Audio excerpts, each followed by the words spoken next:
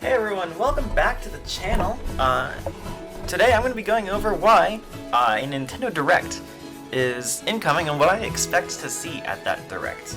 Now, obviously these are just predictions of mine, so they're not necessarily going to be true, but I figured I'd make it anyways, because it's fun to predict stuff, right?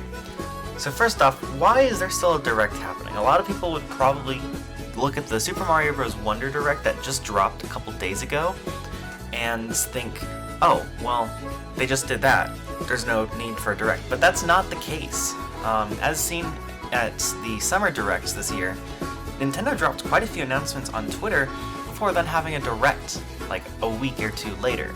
They had everybody want to Switch, they had the new Joy-Con colors, they had, a bunch of stuff like that. So, obviously if that can't take from a Direct, then why would just some specific details on one game take from a Direct as well? But another thing is Nintendo's September Directs almost always try to set up the year through February, at least, sometimes a little further than that, like with March, through the end of their fiscal year, right? So it makes sense that since they don't really have anything past November this year, to my knowledge at least, I could be forgetting something, they're going to still need to announce some stuff. So a September Direct would be perfect for that. Theoretically, it's technically possible we could get one in October, but come on. Nintendo always does one in September, so,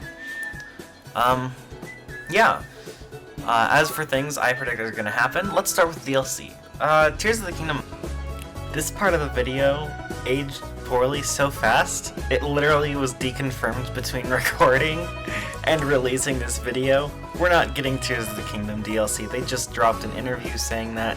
So, next thing I'll get the DLC announcement is Mario Kart is certainly going to get something. They've got the last wave of the Booster Course Pass. They might drop a little teaser, one or two courses, maybe like a character, or maybe both characters. Both characters would be a big thing to grab people's attentions.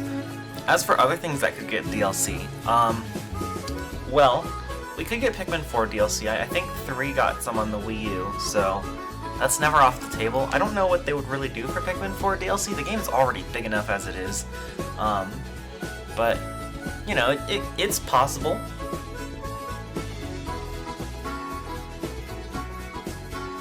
But let's move on to old stuff. They could drop some NSO announcements. Mario Party 3 is still slated for this year. I think Kirby and the Amazing Mirror is still slated for this year. There's a couple games that they've said are coming out this year that just have not come out yet for NSO, specifically the expansion pass, so those are going to happen eventually, I figure, and the September Direct would probably be the best time to drop it, or at least announce it. Like, hey, we're going to be dropping this in September, this in October, this in November, blah blah blah, right? So, we could do that, but then another old thing they could do is they've been going hard on the GameCube ports, and I think we could totally see another one of those. If they're planning on getting all the Metroid Prime games on Switch by the time 4 drops, we could totally see Metroid Prime 2 this Direct, and I think that would be the most likely scenario if that is their plan. If that's not their plan, though, I think Paper Mario The Thousand Year Door or F-Zero GX are both pretty likely picks. 1000 Year Door literally got trending like #1 on Twitter a couple years back because fans were rallying for it. And F-Zero GX would be them just kind of throwing F-Zero fans a bone because they've been wanting a new game and they haven't got it because they don't have any ideas. So maybe at least give them the old one with some like online or something. And people would go absolutely nuts for that, I think. At least the hardcore fans. Maybe not so much the casual audiences or general populace as a whole, but I could see it getting popular enough. That's all I can really think about for old games. New games, though, oh boy. So we could get updates on some pre-existing announcements for new games. And I guess this kind of dips into old games because I forgot about Luigi's Mansion Dark Moon getting a port. We could get a date on that. I don't think we're going to get a date on that yet, though. I think that's going to be their Halloween kind of release, like the October game next year. But I could totally see getting a date and some more info on the Princess Peach game. I can see that being kind of the way they finish their fiscal year in March. They always have like that one bigger release in March that they always try to get some last minute sales in for that fiscal year. So that's definitely a possibility. That's all we really know about pre-existing announcements though at this point in time. Aside from I guess Metroid Prime 4. But I don't think we're going to get any info on that this Direct. I think they'll probably save that for February's Direct, if they do have a February Direct. Assuming they're planning on releasing the game for holiday next year, which they could maybe release it earlier. They could make it a summer release, in which case, if it is a summer release, getting info from that in this next Direct does make a lot of sense. As for new announcements, let's get to those, the fun part. Earlier in the year, I was hard predicting that we'd get a Mario and Sonic Paris 2024 announcement, because they always released the game the year before, right? It is September, and we've not heard anything about that being a thing. I don't think it's gonna happen.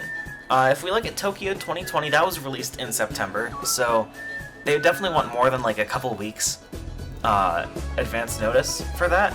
I don't see it happening this year. I guess maybe the Olympics committee just didn't give them the license or something this year, which is like kind of disappointing, but Tokyo 2020 kind of sucked, unfortunately, so I guess it's a fizzle out kind of death for the series. As for other things, Donkey Kong is long awaiting something.